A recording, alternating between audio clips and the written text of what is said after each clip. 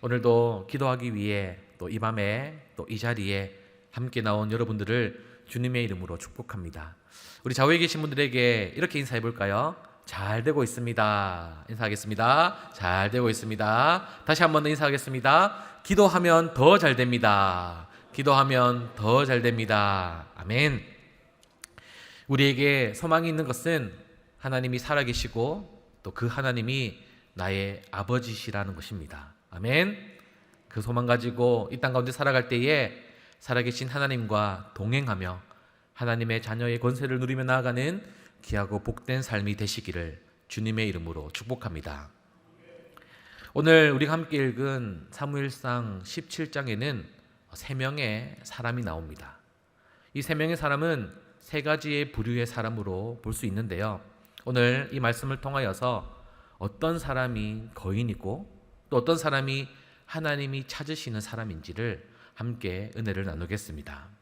그리고 이 세 명의 사람을 통하여서 우리 산성교회가 다음 세대들에게 무엇을 가르쳐야 하는지 함께 은혜 받으며 결단하는 시간 가지도록 하겠습니다.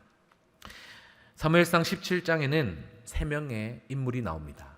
그 첫 번째는 골리앗입니다. 우리의 사람의 시각으로 볼 때에 거인이라는 단어와 가장 적합한 사람이 바로 골리앗일 것입니다. 골리앗은 그 키가 6규빗이고 또 한 뼘이나 더 되는 무지막지하게 큰 사람입니다. 한 규빗이 팔꿈치에서 손끝까지의 길이를 말씀하고 있는 것이기 때문에 한 45cm에서 50cm 정도의 길이를 한 규빗이라고 말씀합니다. 그러니까 6규빗이니까 한 3m나 정도 되는 너무나도 큰 그런 키의 소유를 가지고 있습니다. 그리고 그가 입은 갑옷의 무게가 놋 5,000세겔입니다. 우리의 단위로 바꿔보면 한 57kg 정도 되는 너무나도 무거운 갑옷을 입고 긴 창과 또 누가 봐도 이길 수 없다라고 생각될 정도로 외형적으로는 거인입니다. 골리앗이 전쟁 중에 이스라엘 백성들에게 이렇게 말합니다. 사무엘상 17장 10절 말씀인데요. 우리 다 같이 한번 읽어보겠습니다. 시작. 그 블레셋 사람이 또 이르되 내가 오늘 이스라엘 군대를 모욕하였으니 사람을 보내어 나와 더불어 싸우게 하라 한지라. 이 말에 사울 왕과 이스라엘의 군사들이 두려워합니다. 왜 두려워할까요? 아시다시피 그는 너무나도 크고 힘이 세었기 때문입니다. 이 당시의 전쟁은 종교 전쟁이라 할 수 있습니다. 내가 믿는 신과 저 나라가 믿는 신이 우리의 전쟁을 통해서 과연 누가 더 센 신이고 누가 진정한 신인지를 한번 겨뤄보자라는 의미가 담겨 있는 것이 이 시대의 전쟁입니다. 그랬을 때에 적군을 도발할 수 있는 가장 효율적인 방법이 뭐냐면 적이 믿는 신을 조롱하고 모욕하는 것이죠. 하지만 그 모욕에 어느 누구 하나 앞장서서 여호와 하나님이 살아계시다라고 고백하는 사람이 한 명도 없었습니다. 바로 하나님을 대적하는 영적인 대표적인 인물이 바로 골리앗입니다. 그의 마음은 교만이 가득 찼고요. 그리고 하나님을 두려워하거나 경외하는 마음이 조금도 없었습니다. 오늘 이 골리앗을 통하여서 우리가 깨달아야 되는 것, 그리고 다음 세대에게 가르쳐야 하는 것은 눈에 보이는 것이 전부가 아니다라는 것입니다. 눈에 보이지는 않지만 살아계신 하나님을 알려주고 내가 만난 하나님, 그리고 나를 사랑하시는 하나님을 우리 다음 세대들에게 알려줘야 하는 것입니다. 그런데 중요한 것은 알려주는 것만으로도 끝나서는 안 됩니다. 하나님을 만날 수 있는 기회를 줘야 하는 것입니다. 바라옵기는 우리 다음 세대들이 하나님과 만나는 기회가 이번 여름 수련회가 될 수 있기를 주님의 이름으로 축복합니다. 그리하여서 그들의 입술에 하나님이 살아계시고 그 하나님으로 인하여서 나의 인생에 소망이 있다라고 고백하는 은혜가 있기를 주님의 이름으로 축복합니다. 오늘 또 말씀을 통해 볼 수 있는 두 번째 인물은 사울입니다. 그는 이스라엘의 첫 번째 왕으로서 정치적으로나 권력으로서 거인입니다. 왕의 말이 곧 법인 시대였으며 최종 결정권을 가진 사람이 바로 사울이었습니다. 그래서 그는 정치적으로 거인이었습니다. 하지만 왕으로서 자신을 세워주신 하나님을 잊어버리고 말았습니다. 어느 순간부터 인간의 탐욕과 그리고 시기심으로 가득 차 하나님과 멀어지게 되었습니다. 하나님은 더 이상 사울과 함께하지 않으십니다. 그때부터 사울은 더 이상 거인이라 할 수 없습니다. 블레셋과의 전쟁에서 골리앗과 맞서 싸워야 하는 그런 인물을 꼽자면 바로 사울이어야만 했습니다. 왜냐하면 그의 외모를 성경에 말씀하기를 다른 사람보다 한 뼘이나 더 컸다라고 성경에서는 말씀합니다. 그러니까 정치적 위치로 보나 또 외형적으로 보나 이 하나님을 모욕하는, 하나님을 욕하는 이 골리앗 앞에 유일하게 서야 되는 한 사람이 사울이었지만 사울은 그 골리앗에 주눅되어서 그 앞에 당당하게 서지 못하였습니다. 왜 사울은 두렵고 떨렸을까요?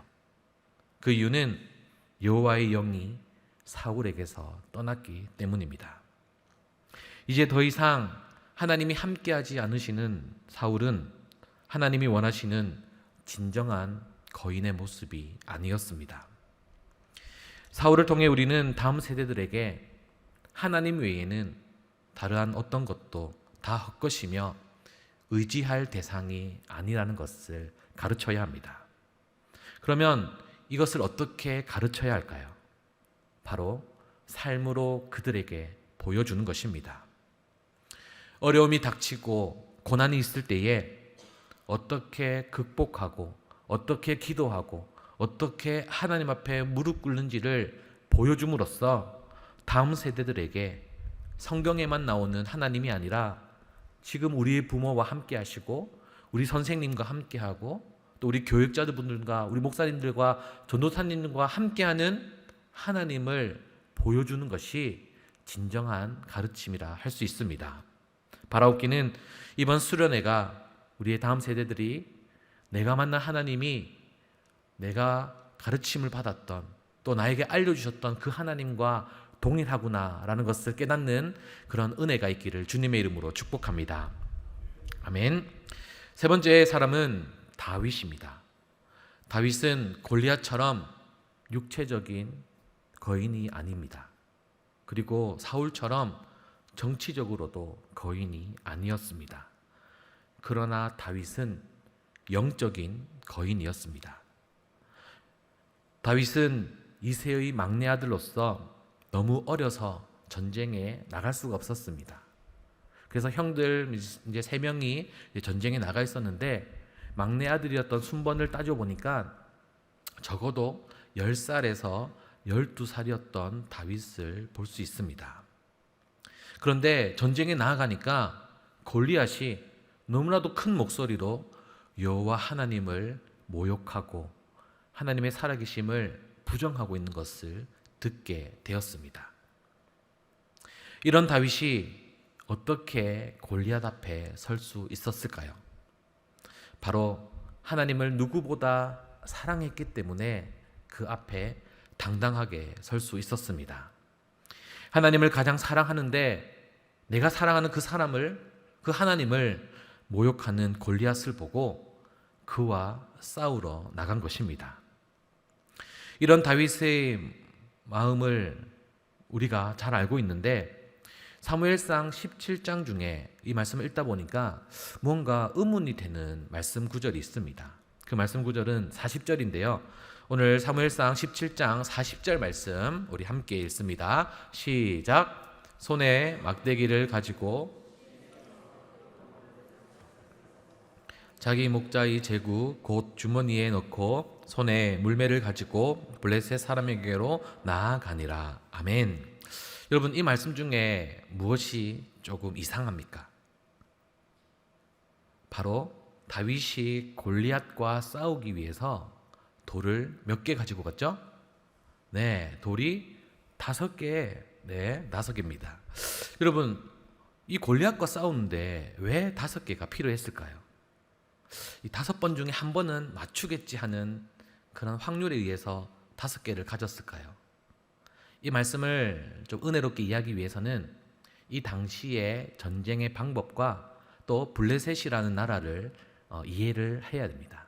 먼저 당시의 전쟁 방법은 나라와 나라 간의 전쟁이 아니었습니다. 바로 족속과 족속 간의 전쟁이었기 때문에 이 이스라엘 민족과 블레셋 나라가 전쟁을 하는 것이 아니라 그 나라 안에 속해져 있는 족속들의 싸움이었다는 것이죠. 그래서 블레셋이라는 이 나라는 5민족으로 되어 있는 나라였습니다. 그러니까 다윗은 어떤 마음이었냐면, 내가 골리앗을 한 방에 쓰러뜨리면 나머지 4개의 족속의 대표들이 오기 때문에 그들 또한 내가 한 방에 넘어뜨려서 쓰러뜨릴 수 있다라는 그 족속을 이해했기 때문에 돌멩이 5개를 들고 앞으로 나아간 것입니다. 여기서 우리는 다윗을 통해 깨달아야 하는 것이 있는데요. 그것은 뭐냐면 결과가 중요한 것이 아니라 과정이 중요하다라는 겁니다. 다윗과 골리앗의 이야기에서 만일 다윗이 졌다면 여러분 어땠을까요? 이 이야기가 전혀 의외롭지 않다라고 생각할 수도 있습니다. 하지만 이것은 세상이 주는 결과만을 보는 그런 가치관입니다. 우리 세상이 주는 가치관이 아니라 성경의 가치관으로 본다면 다윗이 골리앗 앞에 서는 것만으로도 은혜다라는 것입니다. 결과를 중요하게 보면 안 되는 것입니다. 과정이 어떤지 상관없이 좋은 결과만 얻어야 되는 그런 성공주의의 세상의 가치관을 우리 교회에 들어오는 것이 아니라 과정부터 나와 함께 하시는 그 하나님의 은혜, 그리고 기도로부터 어떤 일이든 내가 시작을 하는 하나님께 묻고 아뢰고 또 하나님의 뜻에 나의 삶을 맡겨드리는 그 과정으로부터 은혜가 중요하다라는 것입니다.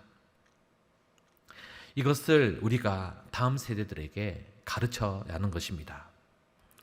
하나님에 대해 제대로 가르치지 않으면 사사기 2장 10절과 같은 그런 엄청난 일이 벌어지는데요.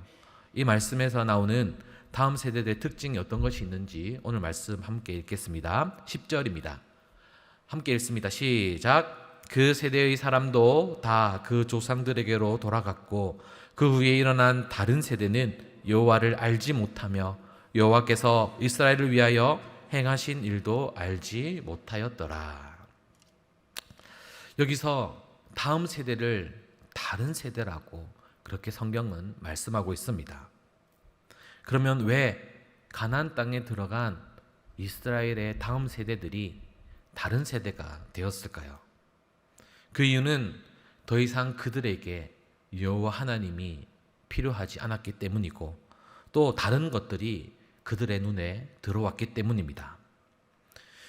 그리고 가장 중요한 그 부모의 세대가 다음 세대들에게 제대로 하나님을 가르쳐 주지 않았기 때문입니다.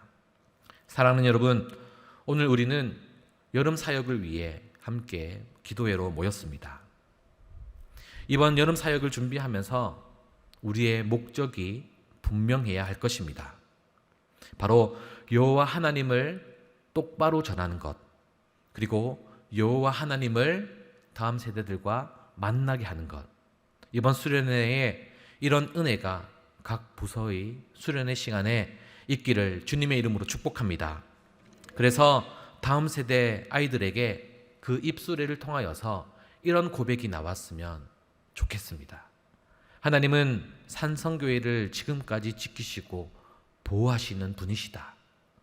내가 만난 하나님이 나의 부모가 그렇게 귀에 기딱지가 않도록 알려주신 분이구나.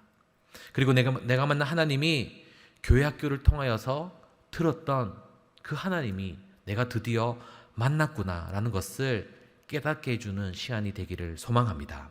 그래서 우리 다음 세대들이 하나님을 만나 이 산성교회가 이 땅 가운데 주님 오실 때까지 주의 일을 능히 감당하며 하나님 나라가 이 땅 가운데에 이루어질 때에 귀하게 쓰임받는 교회가 될 수 있기를 주님의 이름으로 축복합니다. 더욱이 우리의 기도와 섬김이 필요한 때입니다. 여러분의 관심이 필요합니다. 여호와 하나님을 우리 다음 세대들에게 전하는 것을 두려워하지 마시고 내가 잘 전할 수 있을까? 내가 똑바로 전할 수 있을까? 염려하지 마시고 우리가 할 수 있는 최선을 다해서 그들을 섬기고 그들을 위해 기도하고 또 그들에게 우리의 열정을 보여줬을 때에 우리의 사랑을 전할 때에 그들에게 깨달음과 하나님의 은혜가 있는 줄로 믿습니다. 그래서 정말 이번 수련을 통하여서 은혜 가득, 성령 충만, 또 하늘의 은혜가 우리 수련의 장소에 우리 아이들에게 가득 차서 그들의 심령이 변화되고 그들의 생각과 가치관과 인생이 변화되는 그런 놀라운 하나님의 때가 있기를 주님의 이름으로 축복합니다. 아멘.